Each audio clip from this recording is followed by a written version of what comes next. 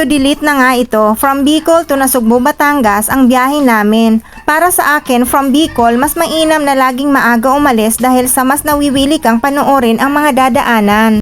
Bandang 2:00 ng hapon ay nandito na kami sa Atimunan Old Sigsag Road o mas kilala sa tawag na Bitukang Manok na ngayon ay kilala bilang Eme Road. Mga 15 hours yung naging biyahe dahil mas pinili namin ang dumaan sa SLEX kumpara doon sa daan sa Batangas, medyo makitid at pataas ang daan na yon. Yun nga lang, medyo may distansya ito. Sa Forest Crest Nature Hotel and Resort ang accommodation at venue ng kasal. Dumiretso na kami sa registration area para makapagpahinga at maayos na din ang aming mga gamit. Sobrang nakaka-relax ang ambience dito sa registration area. Bale, likuran na itong part at free of charge na ito gamitin once na nakapag-check-in na dito.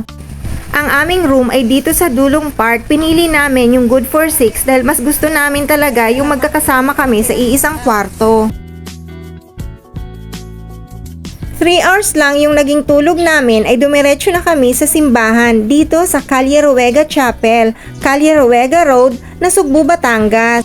Ang Transfiguration Chapel daw na ito ay karaniwan ng wedding venue lalo na ng mga kilalang personalidad.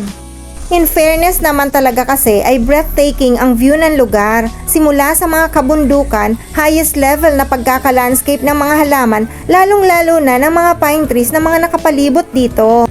Plus samahan pa ng architectural design ng chapel at ang stained glass altar windows.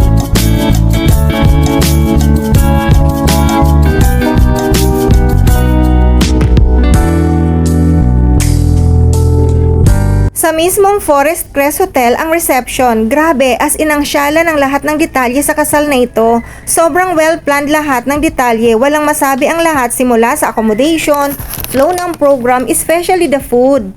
Unforgettable ang araw na ito dahil napasabak si Maestra sa singing challenge. Syempre, go for the gold kahit na sintunado dahil sa big time ang pa-price ng groom. Sa pika-pika part pa lang ay solve na, get all you want. Simula sa pika-pika section, main course, and pati na sa cocktail section. After ng kasal ay sinimantala na namin na makapaglibot sa Batangas at Tagaytay upang makabili ng mga pasalubong at masilayan ang Bulkang Taal. Isa sa pinakamasarap sa pakiramdam ay maging part ka ng espesyal na araw ng mga espesyal na tao sa ating buhay.